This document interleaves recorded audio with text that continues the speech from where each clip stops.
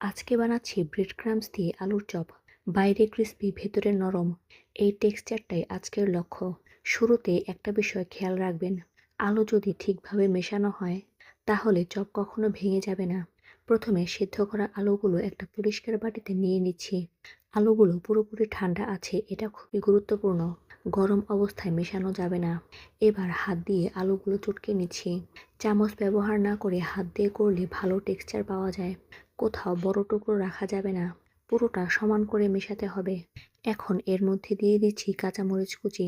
পরিমাণটা নিজের স্বাদ অনুযায়ী রাখতে হবে। এরপর দিয়ে দিচ্ছি পেঁয়াজ কুচি। পেঁয়াজ খুব বেশি মোটা করে কাটা যাবে না, পাতলা কুচি হলে ভালো হয়। এবার দিয়ে দিচ্ছি লবণ। লবণ সবসময় কম দিয়ে শুরু করব, পরে প্রয়োজন হলে বাড়ানো যাবে। এখন দিয়ে দিচ্ছি ম্যাজিক মশলা। এটা আলুর সাথে খুব ভালোভাবে মিশে যাবে এবং স্বাদ ব্যালেন্স করবে। এখন সবগুলো উপকরণ হাত দিয়ে ধীরে ধীরে মেখে নিচ্ছি। চাপ দিয়ে মাখবো না, নরমভাবে মেশাবো।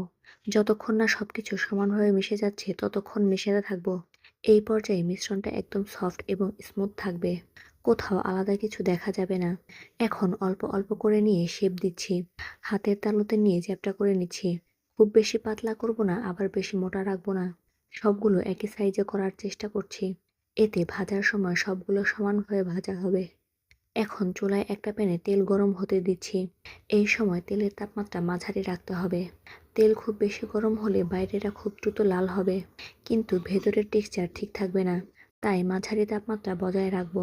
এখন একটা ডিম ফাটিয়ে নিচ্ছি। ডিমটা ভালোভাবে ফেটিয়ে নিচ্ছি।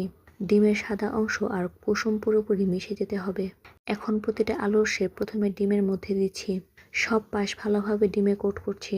এরপর সরাসরি ব্রেড ক্রাম্বসের মধ্যে দিচ্ছি। ব্রেড ক্রাম্বস দিয়ে চারপাশ ভালোভাবে কোট করছি। হালকা চাপ দিয়ে নিশ্চিত করছি যাতে সব জায়গায় ব্রেড ক্রাম্বস লাগে। সবগুলো একইভাবে তৈরি করে নিচ্ছি। এখন তেল ঠিকভাবে গরম হয়েছে। একটা একটা করে তেলের মধ্যে দিচ্ছি।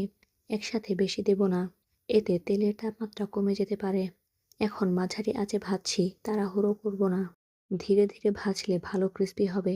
কিছুক্ষণ পর নিচের অংশটা হালকা লালচে হয়েছে। এখন উল্টে দিচ্ছি। অন্য পাশটাও একইভাবে ভাজছি। এই পর্যায়ে খুব সুন্দর একটা রং চলে আসবে। এখন দেখুন চারপাশ সমানভাবে লালচে হয়েছে। এটাই সঠিক সময় ওঠানোর। এখন তেল থেকে তুলে নিচ্ছি। একটা প্লেটে রাখছি। এই মুহূর্তে বাইরে একদম ক্রিস্পি আর ভেতরে একদম নরম। এই টেক্সচারটাই পারফেক্ট আলুর চপের আসল পরিচয়।